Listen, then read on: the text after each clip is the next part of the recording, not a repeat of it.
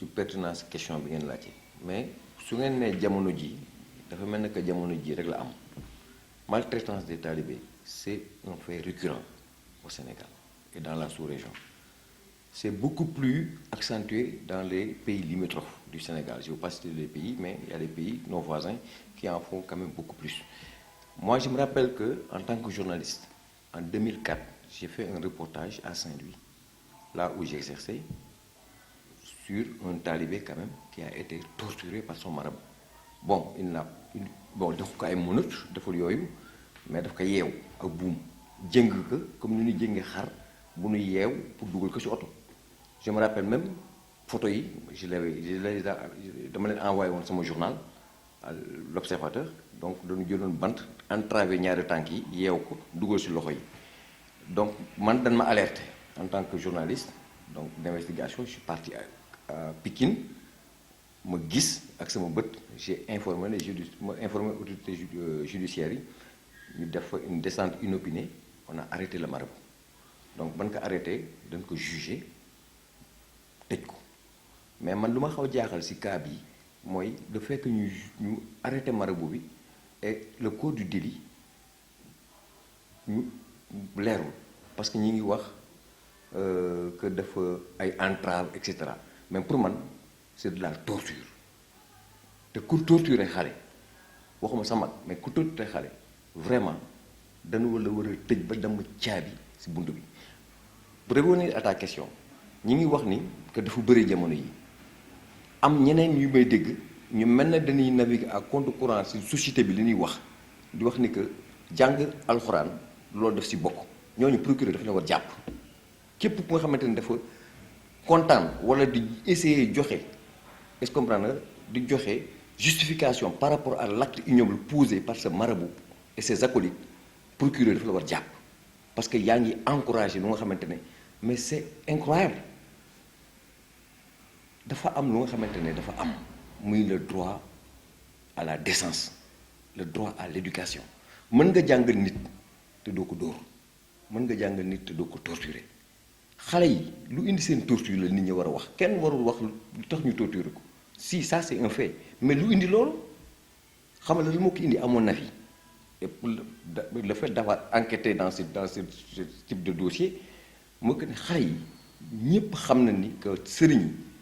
dañ leen di yónni ñuy dem ci mbedd bi di wuti xaalis yi ñu leen di jox xale boo gis ci mbedd bi mu yalwaan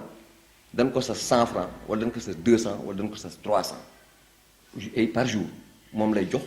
sëriñ bi bu indiwul xaalis boobu dañ koy dóor donc xale boo tiitalee noonu indiwul xaalis boobu nga ko laaj mais li may def bu indiwul xaalis day daw yaa ngi dégg sëriñ bi di wax wéy dama leen yeew takk leen pour ñu bañ a daw mais moom na bàyyi xaalis yi mu leen laaj bu leen laajul xaalis bi ñu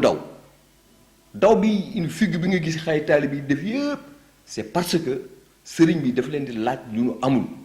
magum jëmm sax day yalwaan du am 100 francs wala du yalwaan du am 300 mais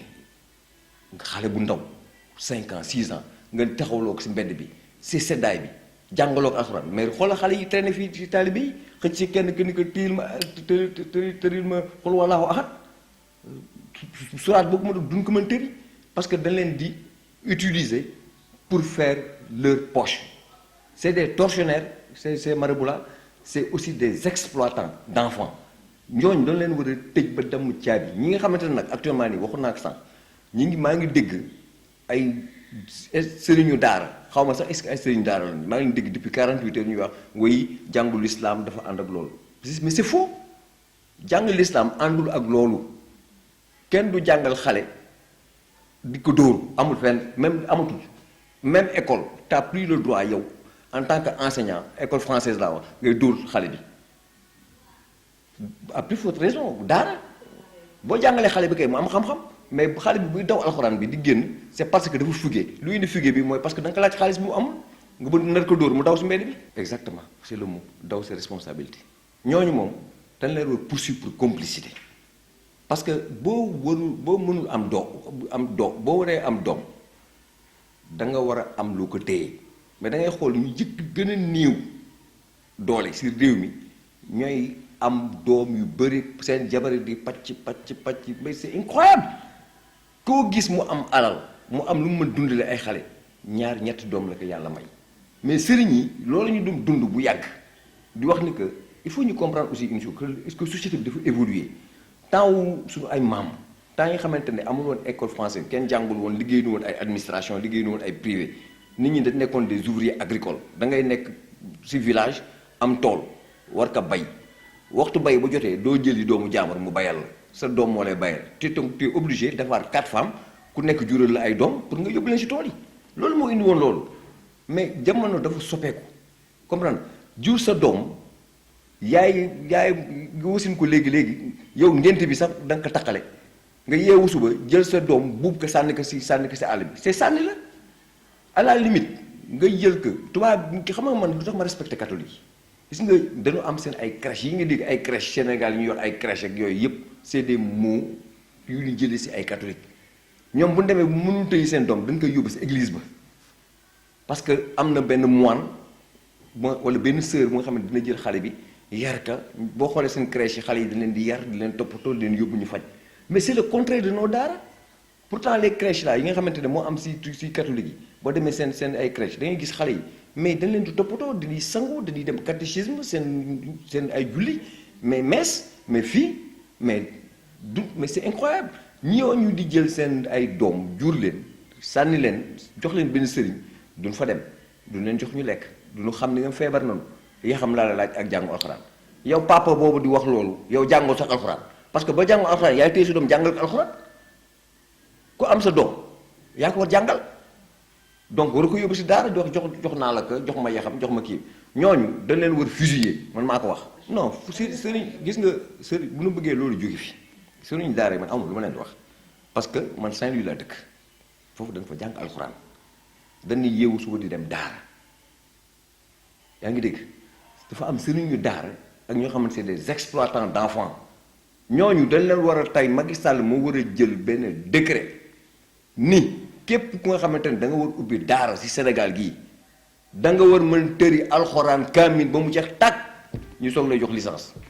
xam nga voté na loi de la code de la presse daal di journaliste bu nga xamante ne mënoo amoo diplôme wala formé wu ñu ci rédaction pendant 15 ans doo am carte nationale de presse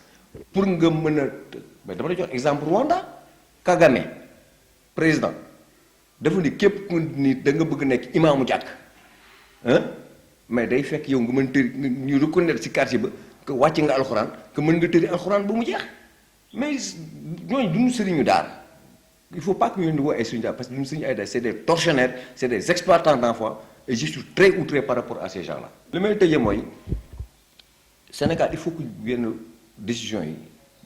ñu koy appliquer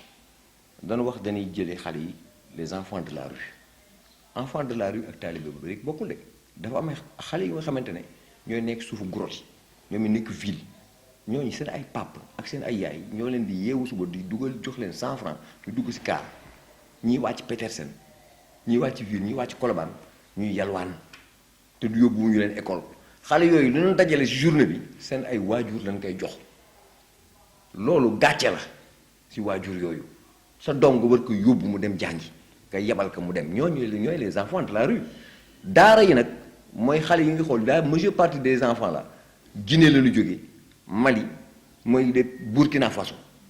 ñooñu ak des pays ak dëkk yu gën a sori ci biir Sénégal ñooy jël seen ay doom mu am exode rural ñu gën a mag ñëw Dakar ci grande ville yi ñu gën a tuuti ñu wut prétexte wut benn daara te je me demande même est-ce que procureur waru gën a enquête est-ce que sëriñu daara yooyu di encaisser xale yi est-ce que du jox contrepartie parents yi di yóbbu foofu xale yi di wax mooy suñu ay mooy suñu seen jox naa la jàngal ko alxuraan xale yi di encaisser mais c'est des gens qui se tapent au moins mais 15000 wala 20000 par jour ñaata da nga gis daara ba am par exemple 100 enfant bu leen nga laaj ko 300 defal 300 multiplié par 100 francs ñaata la ci xaalis fii Sénégal te nga gis il faut que nekk haut fonctionnaire pour gagner au moins 25000 wala 30000 francs par jour ces gens-là ils se tapent 30000 francs par jour 30000 francs par jour multiplié par 30 jours ça fait 900000 francs ñooñu dañu am sëriñ yooyu def loolu dañu am ay doom seen ay doom yu ñu jur ñoom seen geño duñu génn boo duggee si daara gis xale bu fa gën a set di gën a lekk di gën jàng alxuraan doomu sëriñ ba la c'est ça qu'il faut arrêter il faut que ñu bàyyi tappale bi quoi